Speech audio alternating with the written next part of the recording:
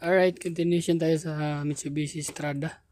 So 4M41 pa to, 2007. Ayan, 4M41. So hindi pa to 4D56 kasi hindi pa timing belt ata to. Gear to gear ba ata to. So ang problema, low power lalo na pag overtake.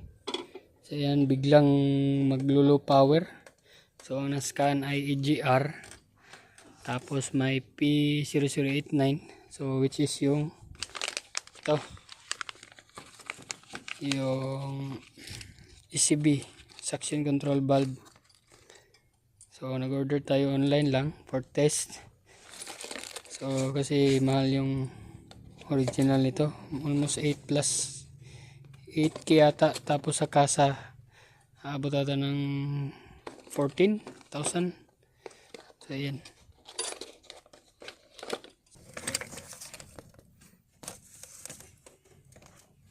binidyoan natin yung live data kung paano yung fuel pressure target tapos yung fuel pressure, so hindi sila magkatugma din. So bago at luma, tapos test drive natin. So yan, natanggal na natin, kunin na lang natin.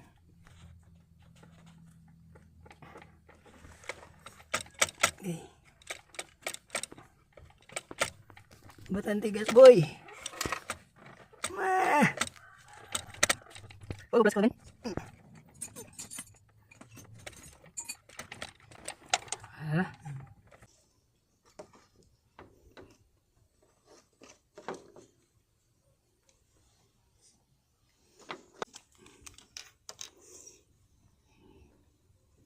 Ano?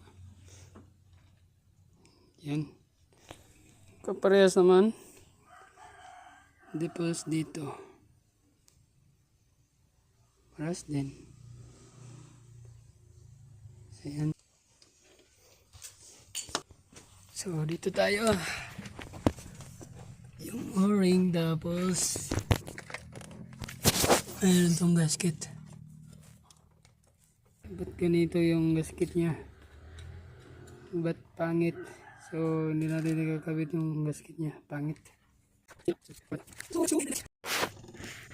Yan, kinabit na natin yung bagong replacement. Okay,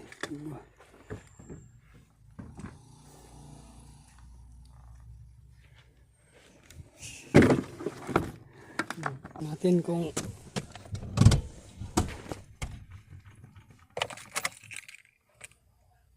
ano dia.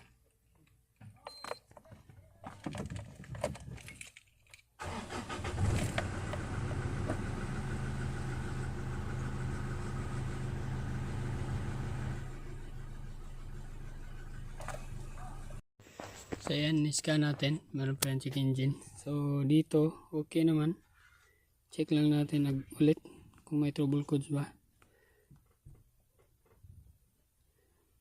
So EGR system na lang, try natin i-clear.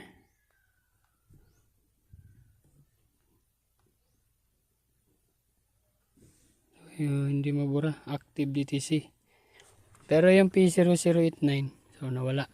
So nawala na rin yung ano. Ay, start na. Ayan. So gagawin natin, kasi wala na yung check engine, data list tayo. Fuel pressure, tapos fuel pressure target. Dapat ito yung susundin. So check natin. So yung fuel pressure is 37. Yung fuel pressure target is 33.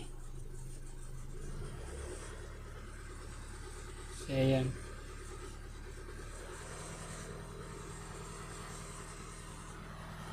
So lumalabas to pag nirevolusyon natin. So yan o, 59, 58. So yung target, dapat ito yung susundin ng fuel pressure. So rev natin ng 3,000 ata yun. Kung hindi na siya alternate yung reading niya. Kasi dati yung fuel pressure target nakaganyan yung blue. Tapos yung green naka dito baliktad. Hindi pa ganun. So yan 2,000. 2,000, 3,000. So medyo okay naman ngayon. Ayan o. 82, 82. Magkaparehas lang. So bumababa, mataas.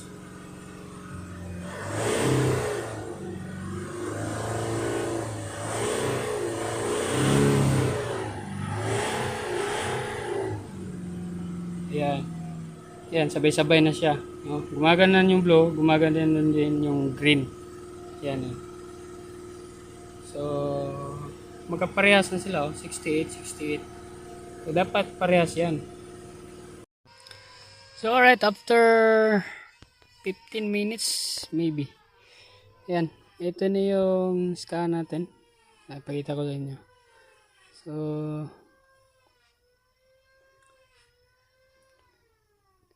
yan. So, kanina yung diesel walang error to. So, i-check natin. So, kanina merong EGR, diba? So, red DTC. Yan. Ganito na lang lumalabas. Wala nang EGR. So, as for road test namin, hindi lumabas yung check engine. Walang low power na nangyayari. So, lahat ng data list, so, naging okay siya. Yan.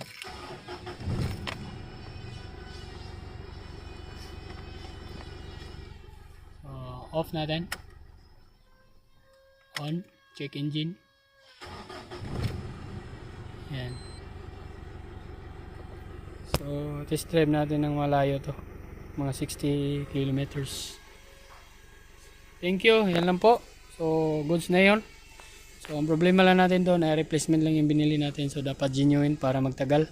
So, hindi tayo sure kailan magtagal yun. Pero, sa halagang 1,500 na suction control valve. So, hindi natin magarantiya na tatagal talaga siya ng ilang taon. So, siguro, estimate lang natin 1 to 2 years. So, lalabas na rin. No? Hindi tayo sure kasi electronic kasi yan. So, yun lang. May share ko sa inyo. So, out muna ako. Tapos ng test drive. Thank you.